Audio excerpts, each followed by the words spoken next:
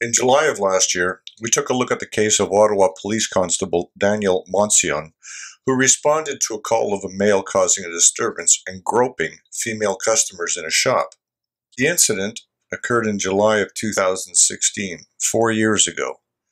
The subject of the disturbance call, Abdirahman Abdi, died the following day in hospital, ostensibly of coronary issues.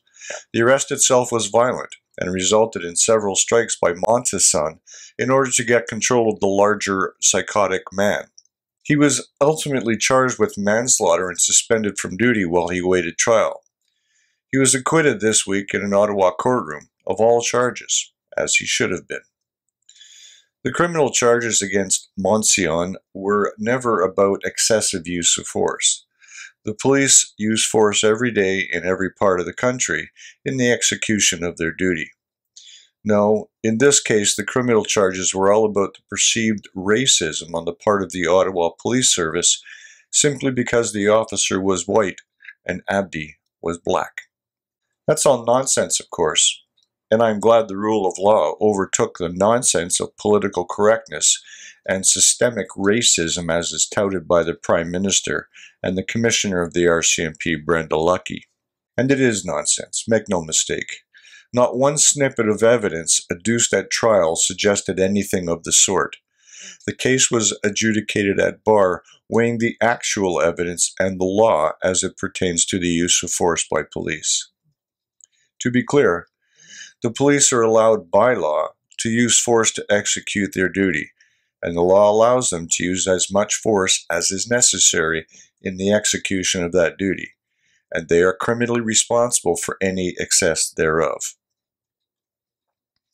And so it was in this case. Abdi was acting out in a manner that resulted in police being called to a volatile and violent situation. Montsion responded and had to go hands-on with Abdi to try and get control of the powerful and agitated man. In taking control of Abdi, Montsion used a number of hand strikes and took control of the struggling man that way. He died the next day in hospital of coronary issues.